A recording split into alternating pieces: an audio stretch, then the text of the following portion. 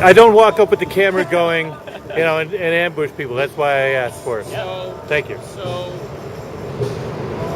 the problem is we're raising the standard of living for the rest of the world until their standard of living becomes closer to ours, rather than caring about the people within the borders of this country. Because whether it's somebody that owns a business or somebody that's employed, somebody that's working can't compete with somebody that is making the equivalent of 10 cents an hour. It's not because it's cheap. It's an artificial scale. So it's not even currency manipulation. It goes beyond that.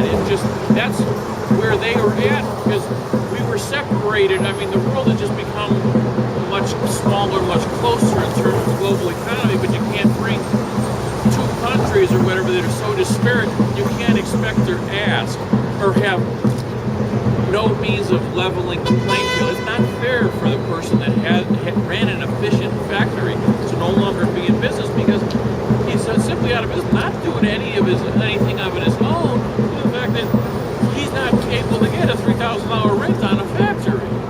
It's not right to think that somebody, a factory employee in this country, should be working for 10 cents.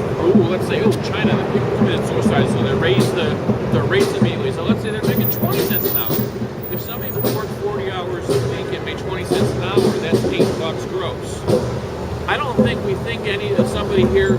It's a different scale. So how could somebody compete or show? Why should they? It's not right. It's not fair. You wouldn't ask that. When J.C. Penney, however many years ago, moved their headquarters from New York to Dallas, nobody would have argued, that's a sign of strength for New York. That shows New York can afford to lose them. But at least it was net.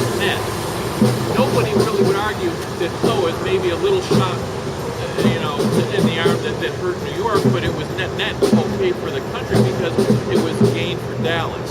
And the country should have the choice to be able to make that. And maybe the cost of living was lower in Dallas, and so maybe that's part of the reasoning behind it. But instead of our being net within the borders of this country, we're net big time negative.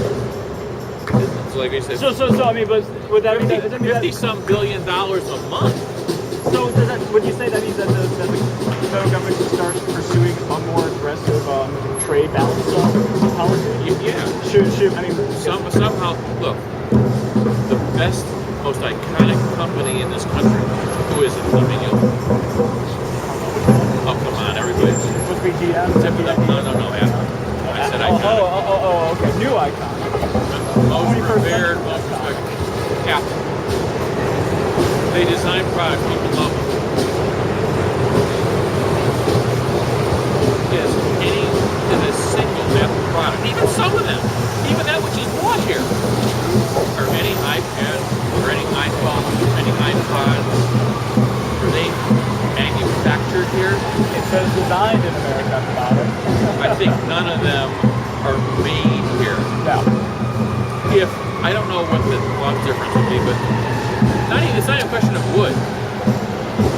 Would we be able to at least that which is sold here, would people pay if the cost difference, if it really wouldn't be, I would almost bet my bottom dollar on it. Would people be willing to pay here? Is $20 more for an iPad? They have no choice. That's what it is. That's what it would be. So the question is, how do we start trying to reverse the trend the last 4 years, where we make our consumptive economy function purely by borrowing, and then that's the problem. We have no base to our economy, because in truth, we've been trying to cover and mask, not trying, but our economy has been getting weaker for a long period of time, and nobody's done anything about it. And some people thought or felt like earlier in the millennium that we were getting wealthier, we were wealthy. It was